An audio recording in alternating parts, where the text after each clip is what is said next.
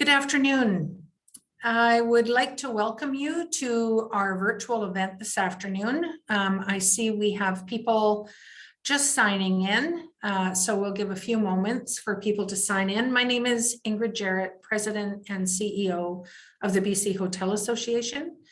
We are delighted that you've chosen this afternoon to spend time with us when we're looking at building a positive workplace culture. We'll just start in a couple of moments when I see people are still signing in. So we'll just give a moment or two and then we will start our virtual event. Again, thank you so much for joining. We're delighted to have you with us.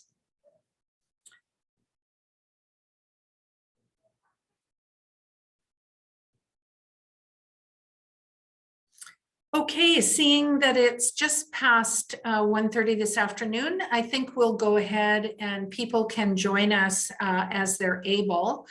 Good afternoon. My name is Ingrid Jarrett, President and CEO of the BC Hotel Association. I'm delighted today to be hosting this webinar on building positive workplace cultures with our partners, Ginger and Rachel. First of all, I will just do some housekeeping. This webinar is being recorded and we will be having a Q&A for the last 15 minutes. So as questions come up, please make a note of them. And then you can pop them in the Q&A box, the comment box at the bottom, and we'll do our best to answer any questions that you may have. To begin today, I would like to acknowledge that I am on the ancestral territory of the Musqueam, Squamish, and Tsleil-Waututh nations and has been stewarded by them since time immemorial. We're delighted today on behalf of BC Hotel Association to be welcoming Ginger Brunner, Senior HR Specialist with Go2HR. Ginger is a chartered professional in human resources, that's CPHR, and trainer.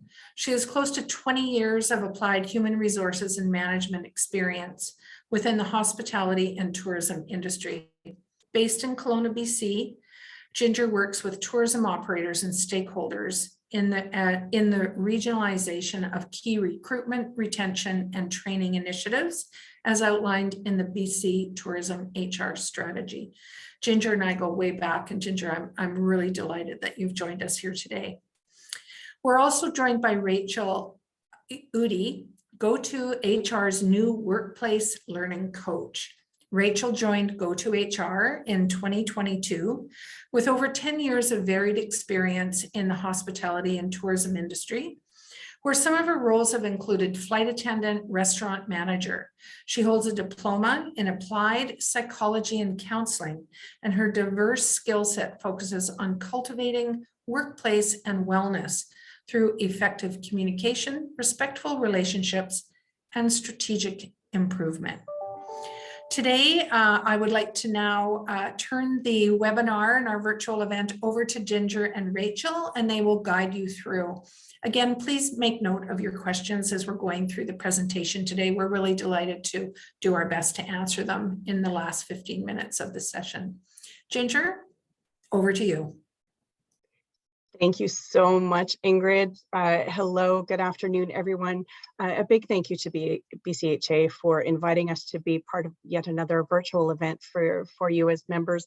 We're delighted to be here, and I'm extremely happy to have Rachel join me today. This is a first opportunity that Rachel and I have since she's joined Go2HR to provide a presentation for you, so we're thrilled.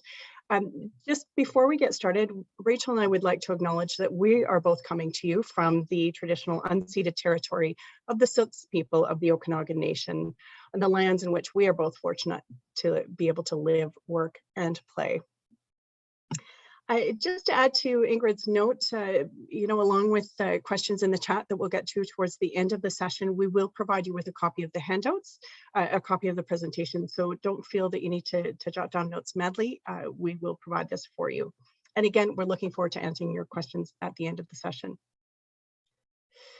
As we talk about building positive workplace cultures, one thing that we want to recognize is that, the pandemic has really given us an opportunity in many ways to slow down a bit We've had opportunities to consider what life is going to look like for us post-pandemic. And it's really that opportunity to be able to pause, to reevaluate, maybe do some reassessments and potentially resets, and consider that the workplace post-pandemic, as we work towards the, achieving that place, is that it may or may not look like what the old normal was. We're headed towards, in some ways, a new normal. And the face of the workplace is changing, as are the expectations of workers and what job seekers are looking for out there.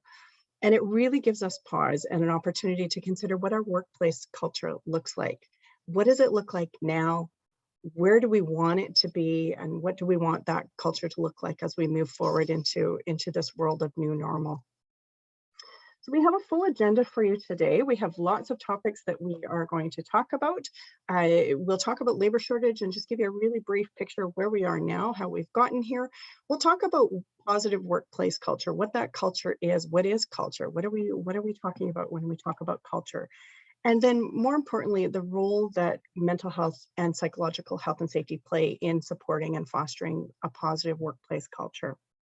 We will have a look at some best practices and some trends and some information and resources that we can give you so that you can actually leave the session at the end of today with some thoughts around what your culture, and a reflection around what your culture looks like now, but some ideas and resources and tips to kind of help you get started in considering where your culture is and what you can do to move your culture forward and create that positive workplace culture. Ingrid, you have already introduced us, so I'm going to go right past that. For anybody that isn't already familiar with Go2HR, Go2 is the Human Resources and Health and Safety Association for the BC tourism industry. We're here for you. We offer tools, resources, and training around health and safety, as well as HR, and we also work to inform various organizations, including the BCHA and levels of government, around labor market conditions and strategies. So we'll share some of that with you today. Our purpose at Go2 is to drive strong workforces and safe workplaces that deliver world-class tourism and hospitality experiences here in BC. So let's dive right in. When we talk about labor shortages, where are we now and what are we looking at here? You may have seen recently the numbers have come out as of the end of March that BC's unemployment is sitting at 5.1%. This is one of the lowest rates that we've seen even pre-pandemic. At 5.1%, it's hard to find people. And I'm guessing that many of you on the call are really experiencing that as you're gearing up for the summer season. It's tough. And even if you do find people, it doesn't mean necessarily that they have the skills that you're looking for, the skills that are needed to set them up for success in the roles. So it's tough. It's a tough labor market right now, and it's certainly a tough recruiting position. We are still battling with some of the, as COVID restrictions are starting to ease, we're still battling with some of those pre-pandemic labor challenges. We've spoken about it before, lack of affordable housing, things like transportation. We still have shifting demographics. And we're seeing too that through the pandemic, we're seeing what I'm calling a number of COVID-related employee departures. So these are folks that have either through, the ups and downs of the industry over the last couple of years, have had to take leave and perhaps pursue opportunities in other industries. Maybe they've chosen to retire early. We have others potentially where their work situations have changed. They're just not able to continue working within the work arrangements or the positions that they are now. Perhaps they've had changes in their personal lives where they need to stay at home or they need to adjust their work situations or they need to seek other work arrangements. We had the competition from other industries. We had this pre-COVID. We certainly have it now, even more so. Everyone is short-staffed. It doesn't, you don't have to go far to look at other industries, retail and construction and healthcare. They're all crying for people, and they're really definitely, we're seeing a pull on tourism and hospitality employees that are being pulled into other industries. Our COVID restrictions are easing, but that doesn't necessarily mean that everybody is willing and or able to come running back into work situations. So we're seeing that, you know, that is causing some of the challenges around the labor shortages. The other is that again, starts, stops, restarts of industry have really caused some perception around industry jobs, a lack of insecurity, perhaps, you know, questions around stability of working in the industry. So, you know, we've got our work cut out for us, and we're really working hard to really, you know, engage people, engage job seekers, to tell them over 400 occupations in the industry, they still do exist. There are still really great, reliable jobs in the industry. There's fantastic employers out there. Come and work with us. And building this positive workplace cultures are going to help with this. And lastly, but certainly not least, it's a job seekers market, and you're probably recognizing that it's not hard to find work for those that are skilled and wanting it. The challenge is that as employers, we need to work really hard, not only to find individuals and qualified candidates, but we have to work even harder to keep them. And that's where your positive workplace culture comes in. One thing that Rachel, I wanted to share with you is, you know, just some information around peak performance. And there is just no denying that these past couple of years have been really, really tough. No matter if you're a frontline employee, if you are an owner, a manager, if you are a senior level executive, these past 2 years have really taken a toll on everyone. And I think what we have to recognize that when we're talking about a workplace culture, we're talking about, you know, a place where people want to be, building a place where people want to be. And we'll give you some definitions and things in just a moment. But we wanted to recognize that a positive workplace culture doesn't mean that everybody's happy every minute of the day. And that's you know, that's tough. We are on stage. We do need to be at our best for our guests and giving our best that we can. But we wanted to recognize that it's a bit of a curve, and that people will have great days and they'll have off days. And when we're talking about culture, we're supporting people through all of these days, and supporting them to be their best and in the workplace, and wanting to create that workplace environment where they can do their best and be their best. With that, I'm going to hand this over to Rachel. She's going to take you through just a quick little exercise. We thought it would be kind of fun to get your input on some things here. Rachel? Yeah, thank you, Ginger. So culture, it is a word that we all are familiar with, but we maybe aren't too sure how to define it. So we wanted to just pause for a second before we get any further and get your input to understand a little bit more about what does culture mean to you. So if you have your phones handy, please go ahead and scan that QR code. I feel like most phones have that ability now, where you'll get the pop-up and it'll take you straight to the website. If you are having any issues, we did put in the very long website address there. So we'll spend a couple of minutes just gathering some resources or some answers before we keep going. Ginger is going to flip over as some of those answers come in. And what we're expecting to find is that a lot of your input is actually going to correlate to a lot of the factors that we're going to be covering today that influence a positive culture in the workplace. So, you know, for me, I know communication is a really big thing. So what within the communication field really speaks to a positive culture? Oh yeah, we've got some great answers coming in. Yeah, a supportive environment. They keep moving as the answers come in, so I'm trying to spot one. Happy to come to work. I certainly know that we talk about that in a little bit here too. Yeah, these are some great answers. Thank you to everyone who's able to get on that Slido and input their thoughts. I think, Rachel, some of the other ones that we're seeing here is, you know, high team engagement. They're happy to come to work, a sense of security and feeling supported.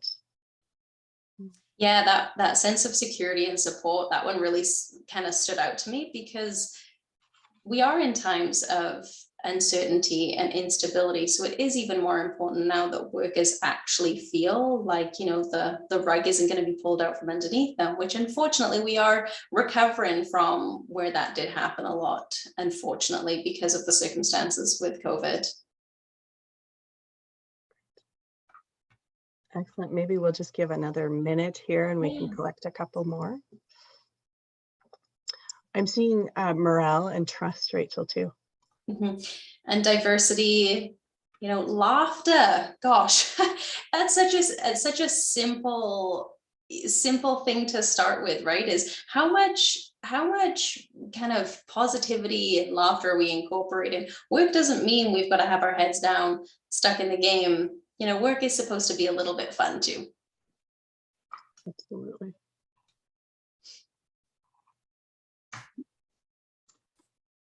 So lots of different answers. As we can see, culture means a lot of different things to different people. Thank you for everyone that has participated in that. I'll just bring us back over to the presentation here. Rachel, thanks for that. When we're talking about workplace culture, as you mentioned, Rachel, it's a lot of things to a lot of people. And it's important, I think, to recognize that the definition of workplace culture is a bit of a moving target. There isn't one set definition. And I have pulled up one here that I did want to share with you, because I think it really does speak to what we're talking about today. And all of those things that you've just so kindly posted up onto the cloud is, really the shared values, belief systems, attitudes, and set of assumptions that people in a workplace share, not necessarily with each other completely, but with the organization, right? The organization overall. And really what we're talking about is, again, that environment and culture where people not only want to come to work, but they want to stay. If they're already working with you, it's a culture that supports them to come and be their best selves and that they want to stay. And culture is something that we can experience not only as workers, but if you've ever walked into a property, whether it's a retail store, maybe it's a hotel environment, maybe it's your local business and service provider, you can really gain a sense of what that workplace culture looks like. If you walk in and you look around and those employees are smiling and they're happy to be there and they're performing their tasks, they are making sure that guests are taken care of, they're approaching guests, they're again, they're happy to help you, they look like they're genuinely happy to be there. That really speaks a lot to the workplace culture, that these people feel like they're there, they're fitting in, they're connected to the principles of the organization. They perhaps feel supported to some of those things that we were just talking about in the cloud, and that they're feeling valued and good at work. And if you think about quite the opposite experience, if you've walked in somewhere, you cannot find someone to help you, you finally find somebody and they're in the back room or the back office and they're grumbling a bit, or they're gossiping with the staff, with their colleagues. Again, it sets the tone, right? That there's, perhaps that culture leaves a bit to be desired, and that they're perhaps not feeling quite so connected. And again, job seekers, we as consumers, our guests, they want to come and join and stay in places where they feel like they're valued, and where employees are actually, you get a sense that the employees are feeling valued as well. And I think that's really important. You would rather probably walk into that building, into that business where people are happy and look glad to be there, as opposed to the one where you can't find anybody and everybody looks miserable. So that's really important to recognize. When we talk about workplace culture too, I think the other piece that's really important to recognize is that we also cannot shift culture overnight. So if you have in mind this vision of culture and where you would like it to be, and that's up here, and perhaps you're thinking your culture is over here somewhere, or it's relatively close. What we need to recognize is that it's much like the Titanic, right? We can't just make changes and expect that we're going to have an immediate 180 change right away. It's going to take time. It is going to be a journey, and we need to recognize that. But the journey needs to start somewhere, and we can start that by taking small steps. We can do that by really having some good grounded thoughts about where we'd like our culture to look like, and how we can engage our employees and get them to start thinking about, culture and contributing to that positive culture. There's some really good return on investment, as I'm going to hand this over to Rachel. Rachel and I will share here. We'll talk about some of this business case just around, what a workplace culture, positive workplace culture is, and it's worth investing in. So let's have a look at a couple of these things. Rachel, why don't I hand this first one over to you, and then I'll take it over. Yeah, thank you, Ginger. So of course, it comes down to the bottom line, right? Like it has to make sense to be invested in this. And the top motivation for employers to invest in their culture or their psychological health and safety is because it's simply the right thing to do. We want our people to feel supported. We ourselves are human and want to be able to have that safety to show up as our whole selves to work every day. And, a positive culture means that your employees are going to be more engaged because they feel cared for, valued. And what does that equate to? Is them, giving their best, going the extra mile, making those suggestions for maybe it's improvements in terms of operations. They're the people on the ground that are noticing, where can we streamline some of these systems and processes that, again, equate to a better bottom line. So when we're looking at creating a positive workforce culture, we really can't look at it without applying that psychological health and safety lens. It's when you think of, let's take civility and respect, which we're going to dive into a little bit deeper. But you can't imagine having a positive culture if there isn't respect between the workers. And so that's a psychological health and safety factor that influences very heavily the culture that's felt within the organization.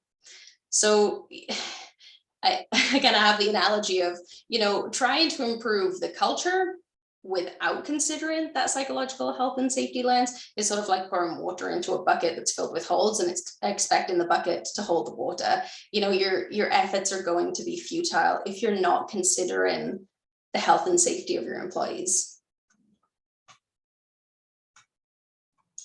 And then we can get into a little bit of the numbers. I'm happy to pass it back, Ginger. I can speak to the next slide as well, where we do talk about some real tangible figures.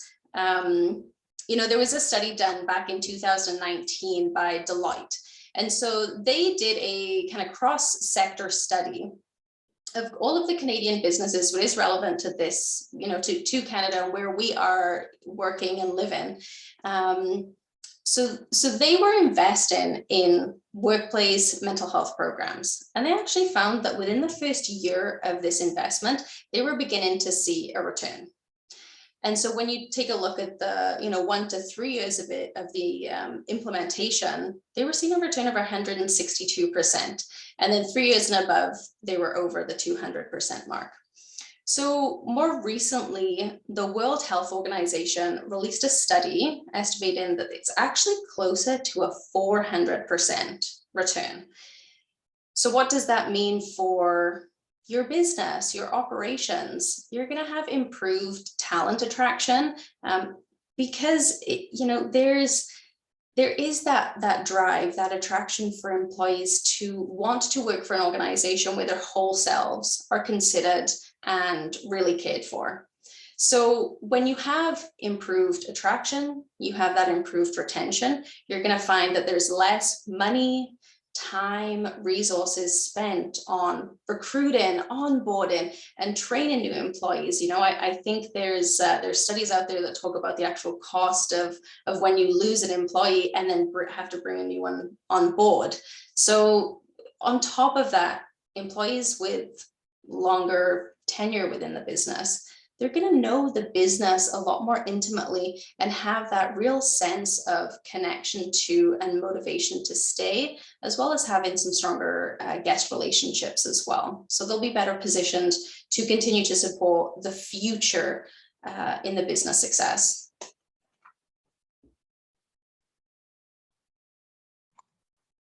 Thanks for that, Rachel.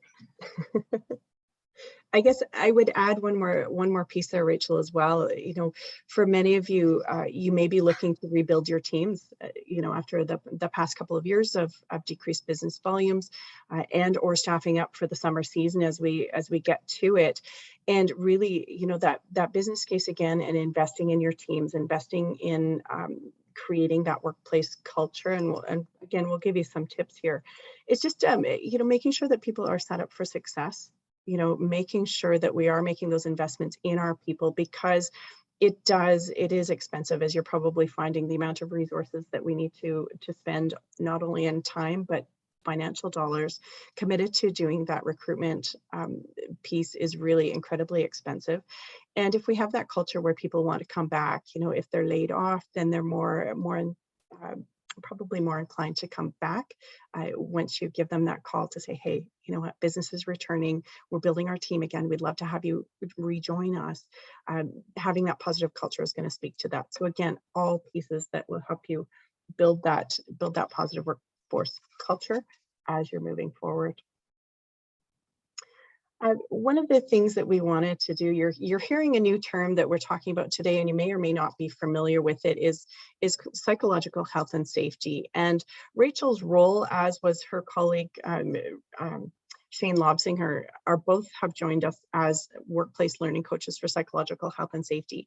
And the link between this, we really wanted to create this link to say, if you have a psychologically healthy and safe workplace, then you are almost by default creating a positive workplace culture. So we wanted to make that connection for you. One of the things that a lot of the inquiries that we've been getting over the past few years, and particularly now, is around mental health supports. Employers reaching out to say, my team's really stressed out, they're burnt out, they're exhausted, they're struggling with some things, and we want people to be able to provide resources for them. And what can we do to provide those resources? That's certainly some of the services that Rachel and Shane can provide for you.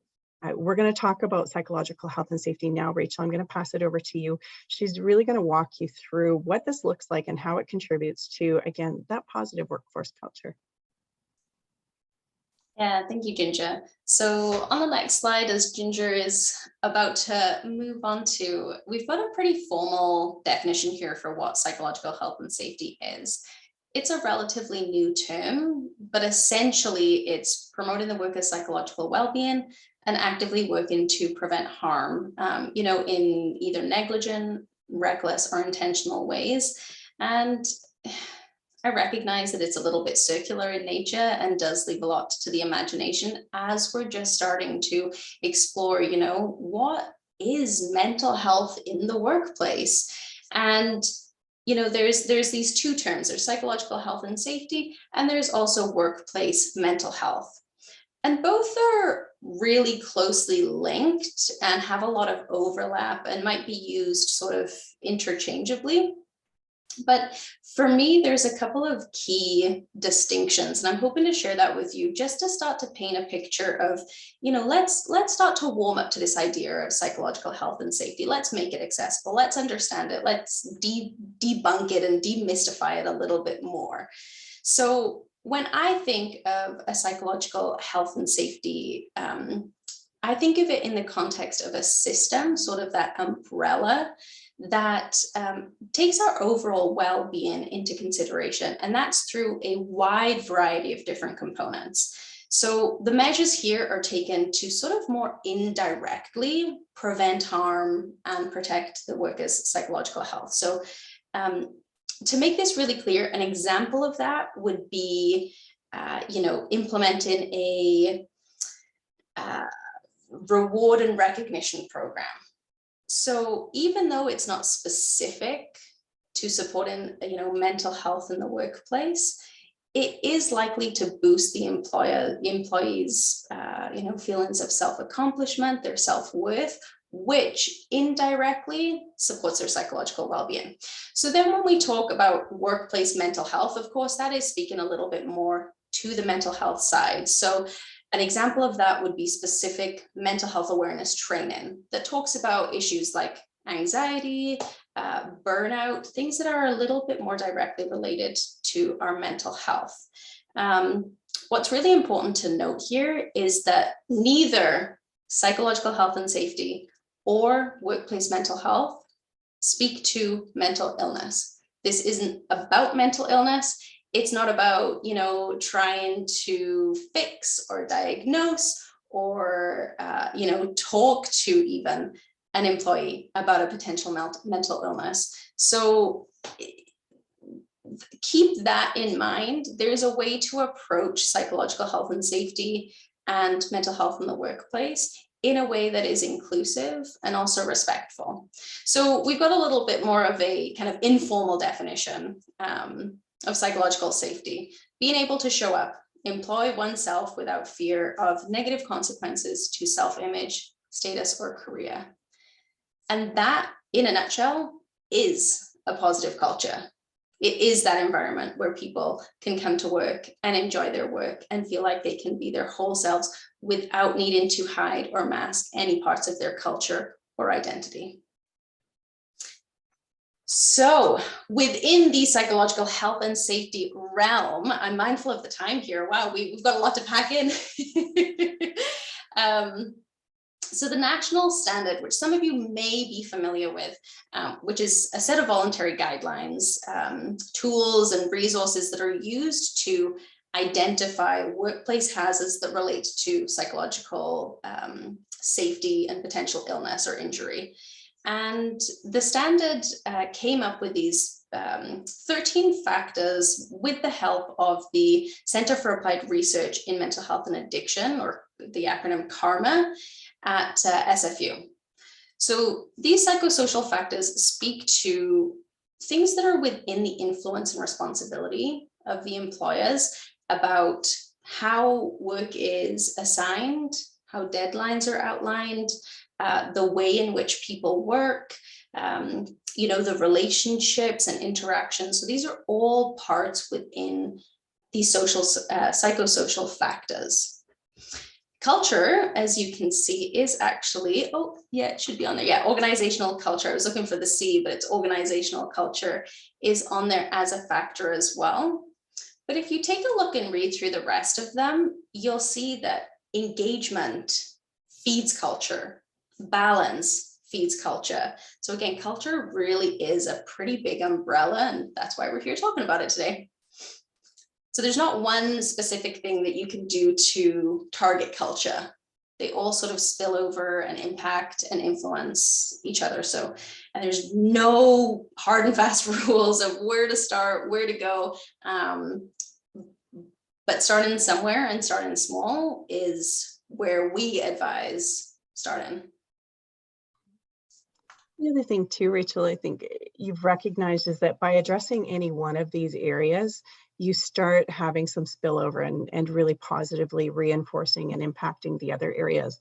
And if you think back earlier to that word cloud that everybody was contributing and those words that were popping up on the screen, things like respect and empowered and trust and work-life balance and being involved, we hope that you're seeing now on these words in front of you that through these psychosocial factors, there's a lot of connection, there's a lot of linkage. So, you may already have some great practices in place within your workforce, within your workplaces that are supporting a positive workplace culture.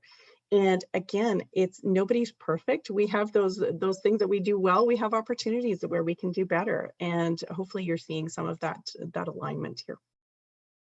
Thanks, Ginger. And I think one thing I wanted to add to that is it's very likely that you're doing a lot of things already that are probably just part of your your leadership style, that are already creating that psychologically safe workplace. So you might have an open door policy. It's just something that's important to you that you really try and model and reiterate to your employees. That counts. That's part of it. So recognize where your strengths are naturally and work to build on those as well. You're not recreating the wheel here. You're not starting from scratch. There are likely a lot of things that you're doing that you're doing really well. And so I think I really want to drill that home in this moment, because you are doing really great things. We know that you care about your employees. And so we're here to help kind of boost that and help you go even further, go to that next step. So with that, let's move on to the next slide. And we took 3 of these factors and we wanted to break it down into actual tips that you can take away with you today. So when it comes to civility and respect, right? Like I said it earlier, you can't imagine having a positive culture if there's not civility and respect within the workplace. But within that, you know, what is that? What is having respect for your employee? It really can be as simple as just asking your worker, do you have a second to chat about something and discuss? Like, I recognize the interruption here, but hey, if now's not a good time, I can come back. How that supports a positive culture is that you're showing respect and giving them that dignity and that autonomy to have that respectful communication and consideration of each other's time and projects and deadlines that they might be working on. Of course, the other part is reward and recognition, which doesn't have to be big or costly. It can be as simple as thanking an employee at the end of the day for being there, for showing up. And then workload management, which this is the number one factor that employees report being the factor that impacts their psychological health the most. So knowing and respecting your workers' capacity and limitations. Is the work meaningful to them?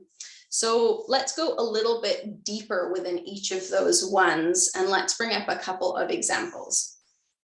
So under civility and respect, making sure that you have HR policies that are reflective of your commitment to create a respectful environment. So we know bullying and harassment policies are required in BC.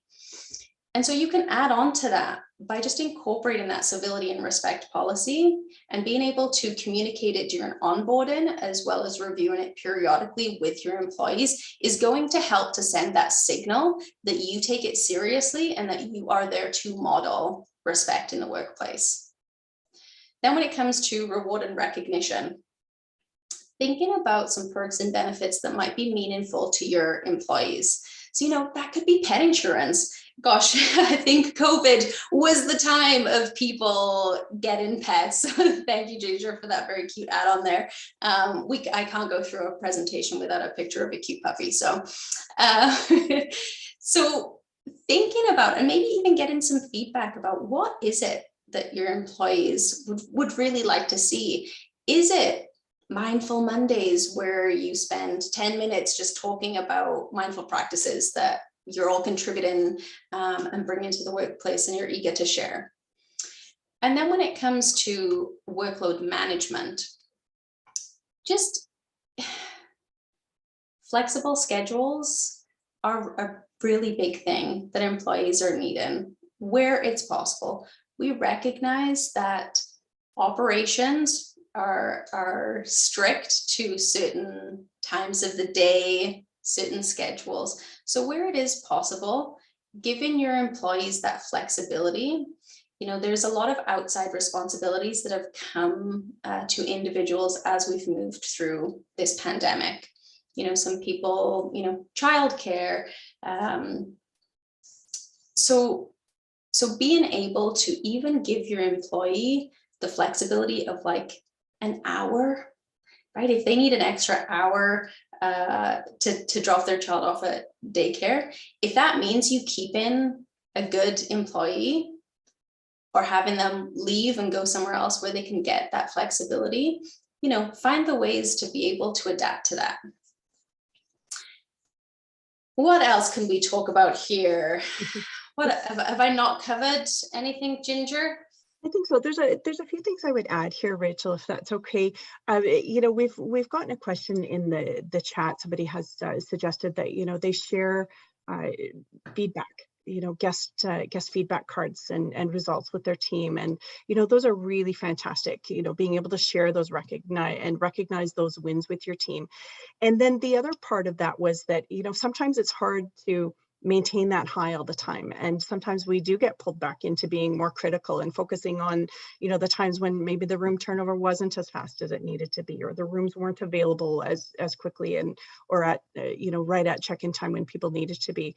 And I think one of the things that we can really contribute here is that, you know, it speaks to these topics in front of you, but it speaks also just to a positive workplace culture overall is, involving your employees where you can, having that communication and open communication and those relationships to know, again, back to that earlier slide, when people aren't functioning at their best, when they're not at their full capacity, when they're struggling, being able to have those relationships in place that you can walk past somebody or you can have a conversation, you can say, hey, you know what, you don't look like you're quite all here. Are you struggling a little bit today? Let's talk about this, and then let's find ways that we can work to support you. Again, it's contributing to that psychologically safe workplace, but it's also it's really creating that positive workplace culture.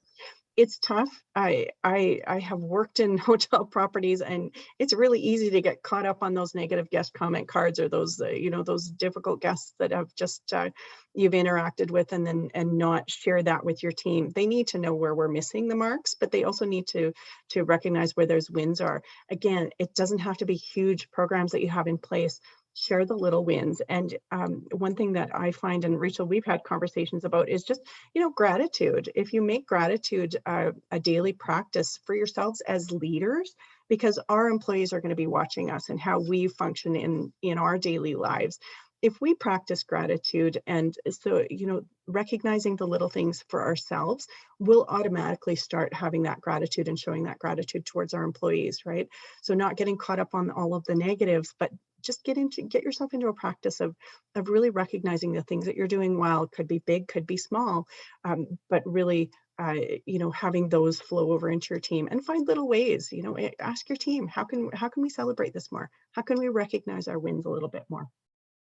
So Rachel, I just wanted to add those pieces here.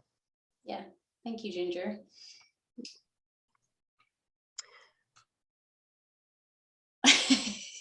So we recognized that there was some interest in really honing in and taking a look at some of the best practices. So we did take a look at Canada's top 100 employees and wanted to highlight some of their practices that do support that retention and help to build that positive culture.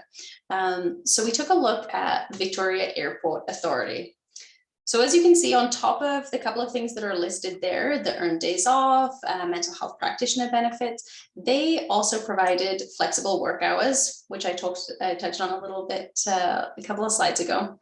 They do also offer parental leave top-up, and they do get input from their employees by conducting an annual survey. They also recently started doing healthy workplace initiatives every year. So mental health week, they come in and they do different things to support their employees' wellness. So with all of that, we do recognize that a lot of those practices and benefits come with a cost to the employer, but not all of them have to come with a big price tag. So we also wanted to highlight the Delta Police Department. Because they did something really unique, and I think provides a really good example of the ways that we can think outside of the box to help to build those best practices and hopefully offer you some takeaways that you can start to think about implementing in your own space and workplace. So what they did is they established a COVID mental health working group. But they actually created a unique space where they could all safely gather, whether it be to enjoy a cup of coffee together or a meal, or just somewhere that they could go and decompress, at the end of their shift or on their break. And what they did is they purchased a large outdoor tent and they set it up in the patio area. Now, it doesn't have to be a tent. It can really start with maybe getting a comfortable chair in the staff room so that when they're taking their break, they have somewhere comfortable that they like to go. Coming from the restaurant industry, I'd like to see gone the days where we had to, scarf our food in the back or sit on a milk crate to just eagerly try and get food into us whenever we could. So it starts with that, and it starts small, and it's building on what you're already doing. Rachel, one of the other pieces, my background again is within hotels, and one of the cultures that I was fortunate enough to work in and support was really that culture of empowerment, and having employees, no matter where they fit within the organization, feel that they could do whatever it took to make sure that our guests were satisfied and walking away happy, and wanting to not only encourage others to come and stay at our property, but also come and work with us. And things like empowerment, things like not micromanaging, providing clear guidelines for your employees. Make sure that your policies are clear and people know what is expected of them every day will be really things that you can do to, again, foster that positive workplace culture. So with that, I think we have come to the time. We've got some Q&A. We have some resources that we will share with you. I'll flip through the slides just really briefly here to show you that we do have a new mental health hub.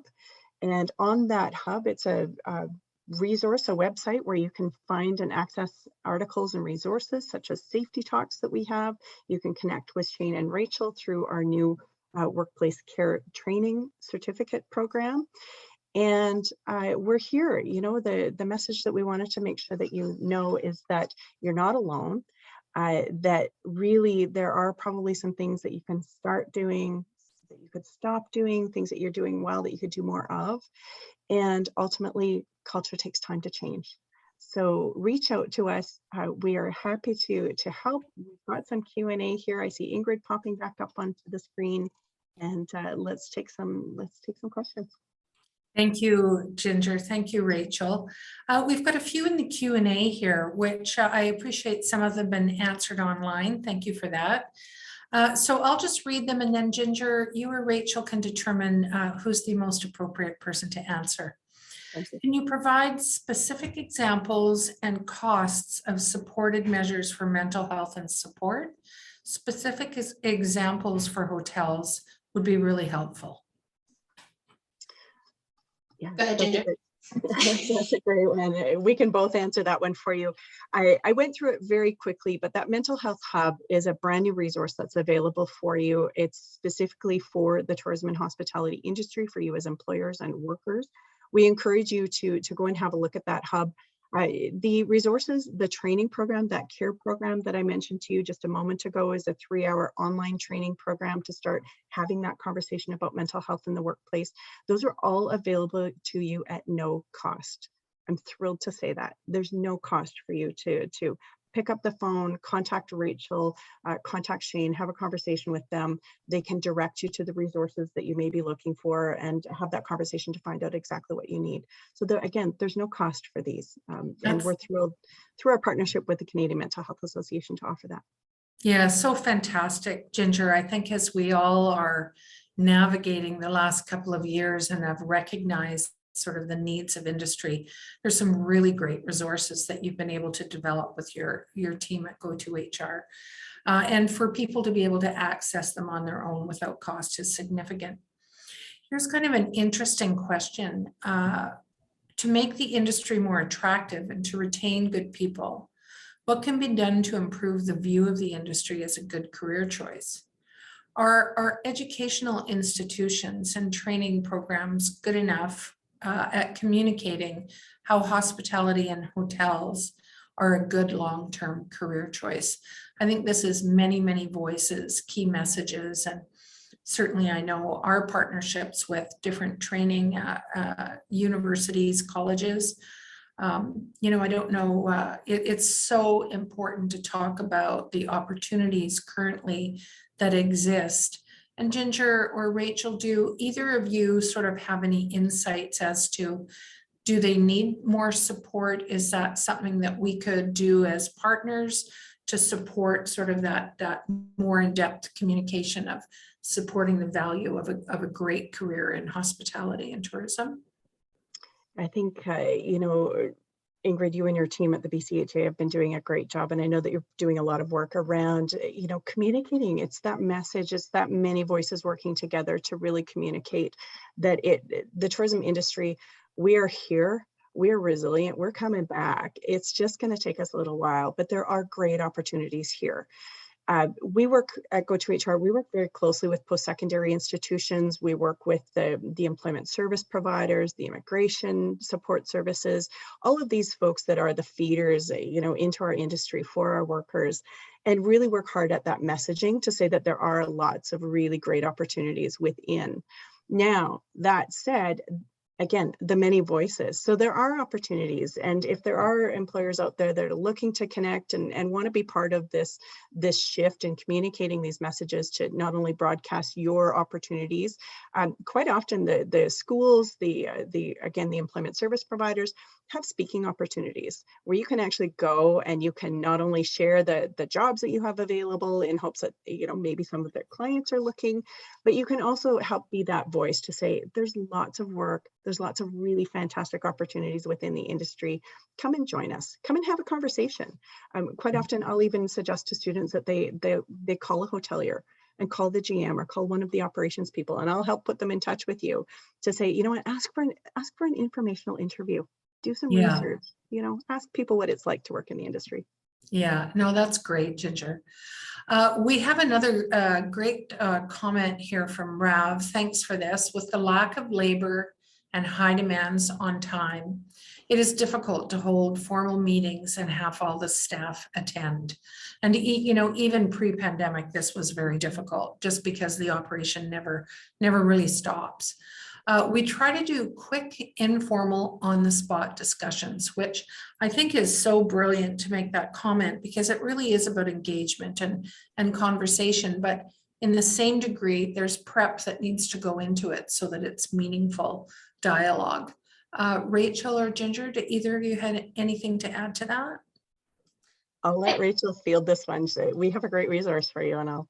Yeah, I can speak to this. I think we wanted to try and take some of the hassle away from having to be the leaders that put together all of this thought and prep, and in finding those little opportunities for implementing, just starting the conversation around mental health or support, or how can we do things a little bit different? How can we, most importantly, destigmatize mental health in the workplace? And so we are developing, and there's already a couple up on the hub that's available for you, safety talk videos. So those are 3 to 5 videos that are condensed that focus on different mental health topics. And they also come with, as you can see, an example of those little one-pager resource sheets. It can be as simple as printing off those resource sheets. Some of them have conversation starters. So you can even just bring that to, whether it's a pre-shift, toolbox talks. I've also heard said as these little quick informal gatherings with your staff. So really accessible, easy, again, free resources that you can lean onto. There's many more that, Shane, like my counterpart, and I have gone through and vetted probably over 300 different sites and resources to bring the most relevant, either articles, videos, TED Talks, surveys, resources that you can access and what we can refer you to that do speak directly to what it is that you're trying to achieve. Depend on your preferred learning styles, your time commitments, and really what you want to focus on and where you're at now. That's fantastic. Thank you, Rachel. Here's a really great question. Are there resources for best practices for break areas / spaces? Goodness, all of us could relate, Rachel, to your, what you're doing with your break when you were working, and it was all hands on deck situation, and all of a sudden you realize you haven't had anything for hours. So what is your best recommendation there, Ginger or Rachel? I don't know who would like to take on this question. No, I think there's a couple of things. Not all hotel properties have the luxury of a separate space. We don't have those extra rooms where we can provide just that our staff can go and hang out at a moment's notice, at a drop. I think one of the things, we're probably all well familiar to having areas where our employees can go and smoke. If those areas are no longer being used because there's fewer people smoking, maybe they can be jazzed up a little bit, put put a little divider. In some workplaces, even some of the fast food outlets now, you kind of drive up through a drive-through, and I noticed just the other day actually that they had a little portable fence put up just to create a little bit of a shield from guests that are driving through or driving past, with a nice little picnic table that staff can go and just pop out and get some sunshine in the middle of a day. Put a tent over it so that they are protected from the weather, and in some cases, if you have an empty ballroom, or if you've got an empty meeting space that isn't being used, perhaps there's an opportunity there that you can carve out just that little bit of space for your team to be able to use it. Great, thanks, Ginger. Super comment from Jackie here, a gratitude board. Love it. You've always inspired more ideas. We're going back to having a paint night too. So I feel that both of you have really inspired quite a few of the people on our virtual event today. Sydney has a great question here. Do you notice different strategies or experiences of mental health and workplace values be applicable to different generations of workers? For example, Gen Z, millennials, seniors, just sort of paying attention to what, different generations might need. Do you have any comments around that? Yeah, I can speak to that. And that is a really great question. And just an awareness that we are at different stages of experience, knowledge, empathy. And one of, I hate to say this, but I think it was in one of the other comments or questions where it talked a little bit about, the senior management, and I'm not talking about necessarily age-wise, but senior management sometimes may show some difficulty on coming board in supporting those workplace practices that encourage positive mental health. And what I would say to that is lean into that business case. For some people, thinking about mental health may have to fall onto the business case for them. For other people, where they have maybe a wide peer circle within their operations, where they're making those really, really strong connections with their workers, those might be the champions that then start to make those steps forward and begin to develop that culture that really does support mental health in the workplace. And, as cliche as it sounds, it really does come down to just starting to have the conversation. There's many different angles that we can take to look at it. And I guess I would also encourage everyone to not be afraid to be a language champion, in that if you hear that something is being said in the workplace that you think or believe may be triggering or hurtful or offensive to someone else, there's a respectful way to say, I don't know if I would necessarily joke about or label that person that name, but hey, why don't we have a conversation about it? Let's, I'm a big proponent of calling in instead of calling out. So it starts with education. It starts with being able to show up for each other and just ask those questions. How can I support you in the way that best suits you? How do you need support? Yeah, so wise, Rachel. Very, very good, meaningful advice.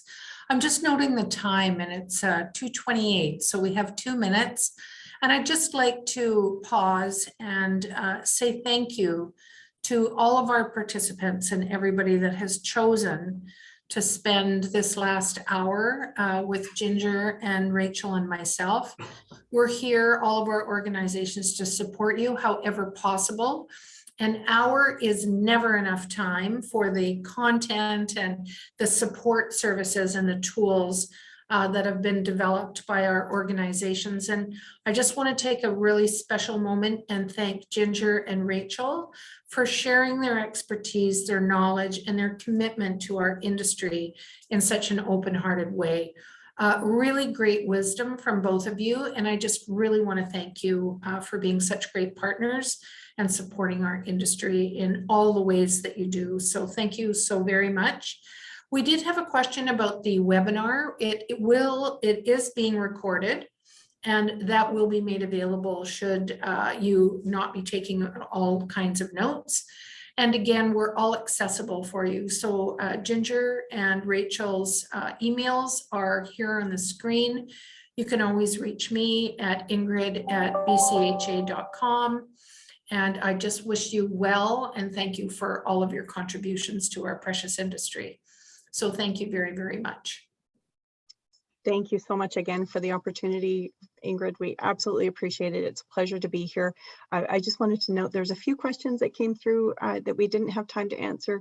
Rachel and I will try and respond to those, and we'll send those over to your team so that you can share that out with everyone. Great. Thank you again, Ginger. Thanks That's again. perfect. All right. All the best. Take the best of care. Thank you. Thanks, everyone.